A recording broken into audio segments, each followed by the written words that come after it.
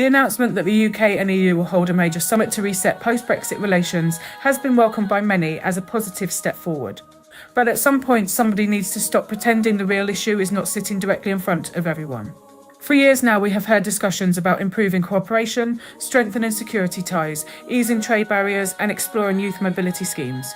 Every few months, there seems to be another meeting, another summit, or another round of talks aimed at making Brexit work a little better. Yet the elephant in the room continues to grow larger. The reality is that Britain and the European Union are spending enormous amounts of time discussing how to repair problems that did not need to exist in the first place.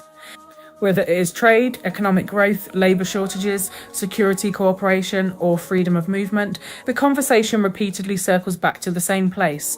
How do we rebuild links that were deliberately weakened? Supporters of Brexit argued it would restore sovereignty, increase flexibility, and unlock new opportunities around the world. But nearly a decade later, many of the discussions taking place between London and Brussels revolve around finding ways to recreate arrangements that once existed already.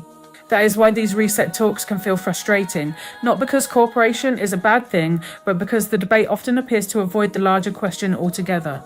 If both sides continually find themselves discussing closer alignment, deeper cooperation, and greater integration, then perhaps the focus should be on whether the current arrangement is actually serving Britain's long-term interests.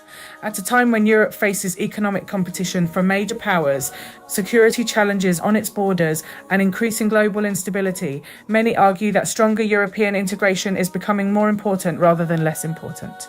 Geography has not changed. Britain remains part of Europe, whether politicians wish to acknowledge that reality or not. The concern is that political red lines are now driving policy more than practical outcomes. Governments become focused on protecting previous positions rather than solving current problems. Meanwhile, businesses, workers, and younger generations continue to deal with the consequences. This summit may be a step in the right direction. More dialogue is better than less dialogue. More cooperation is better than less cooperation. But if the objective is economic growth, stronger security, and a more prosperous future, many will continue asking whether these discussions are treating the symptoms rather than confronting the underlying cause.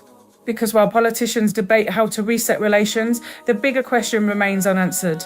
Is Brexit something that should simply be managed, or is it something that should eventually be reversed? This has been the JR Voice. Stay tuned for more unpacking of global headlines.